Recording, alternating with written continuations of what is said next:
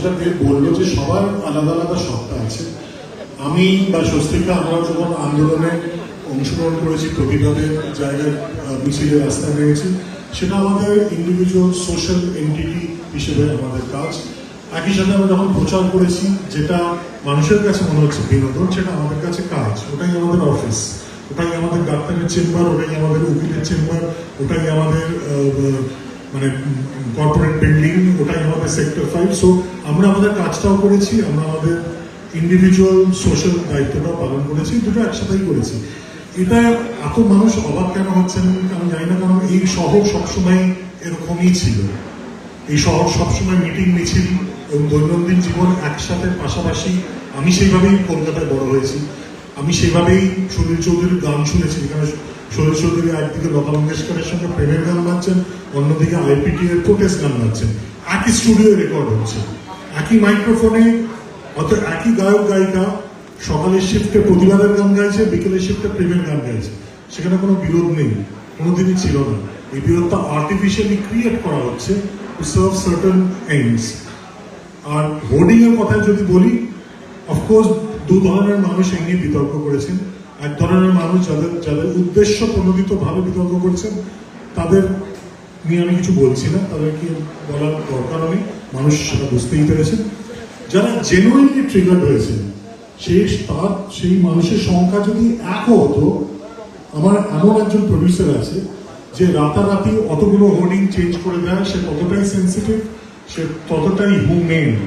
So আমার মনে হয় আমরা সবাই বুঝতেই পেরেছি যে এরকম একজন মানুষ যদি at the helm of affairs এ থাকে, who cannot but have a film which is absolutely about the film and nothing else. তোমার বয়স কত? 21। তোমার কেমন লাগলো ট্রেলারটা? ভীষণ সুন্দর।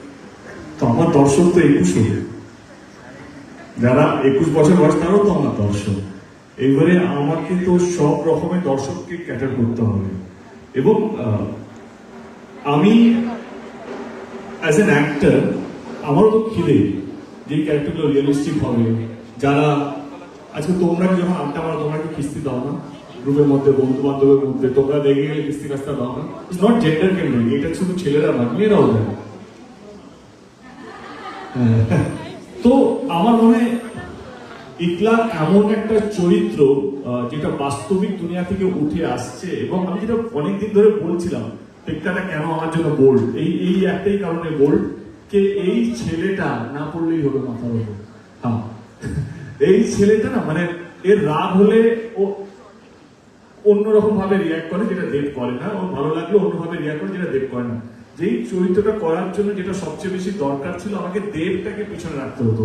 দেবকে আমি বাড়িতে বানাতে রেখে, নিজের বাড়িতে রেখে আমি শুটিং এ যেতাম, কারণ দেব যদি আমার সঙ্গে যেত তাহলে এই শব্দগুলো আমি কোনোদিনও ব্যবহার করতে পারতাম না, বা এই ক্যারেক্টারকে বাস্তবিক করতে পারতাম না। I believe in my director যেই ক্যারেক্টারটা আমাকে শুনিয়েছে, আমি যখন বিলিভ করেছি আমার ডিরেক্টরকে, no matter what I have to do the character. এবং আমি যদি বিশ্বাস না করি এই ইকলাকে চরিত্রটা, তাহলে আমি করতে পারতাম না, বা এতটা হয়তো মানুষের ভালো লাগতো না।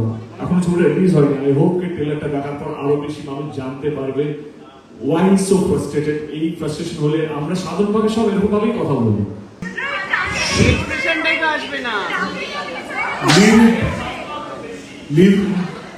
আমি বলছি একটু আমার উপর আস্থা রাখুন। যেই মানুষটা 22 শ্রাবণ লিখেছে, যেই মানুষটা দ্বিতীয় পুরুষ লিখেছে, সেই যে মানুষটা দশম অবতার লিখেছে, সে মানুষটা বলছে আমার উপর আস্থা রাখুন, সব হবে ঠিক আছে। এবিপি আনন্দর এক সাংবাদিক, মানে এবিপি আনন্দর এক সাংবাদিক নাম সুমন দে, তার সম্পর্কে একটি কথা এখানে ব্যবহার করা হয়েছে। তো তার কি পারমিশন নেওয়া হচ্ছে? মানে দেবকেও প্রশ্ন আর সৃজিতকেও প্রশ্ন। আচ্ছা, প্রথমত তার সম্বন্ধে বলা হয়নি, তার প্রোগ্রাম সম্বন্ধে বলা আছে।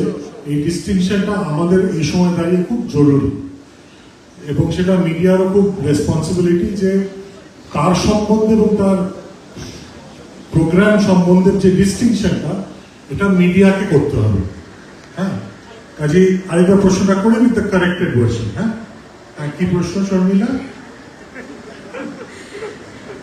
এবিপি আনন্দের এক সাংবাদিক, তার এক বিখ্যাত প্রোগ্রাম যেটা প্রায় প্রতিদিনই হয়, সেই প্রোগ্রামের নাম এখানে ব্যবহার করা হয়েছে। প্রথমত কপিরাইট নেওয়া হয়েছে কিনা তাকে জিজ্ঞাসা করা হয়েছে কি? কি সুন্দর, তাহলে তুই তো পারিস ঠিক প্রশ্নটা করতে, দুষ্টুমি করিস না।